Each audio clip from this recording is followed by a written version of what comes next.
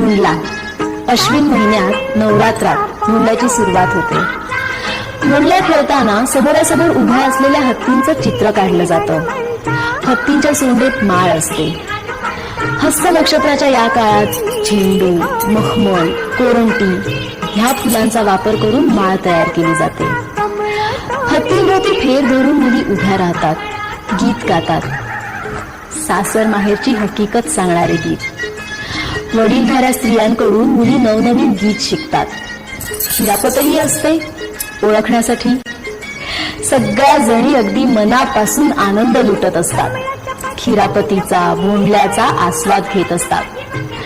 भोंडला म्हणजे अश्विन महिन्याचं वैभवच.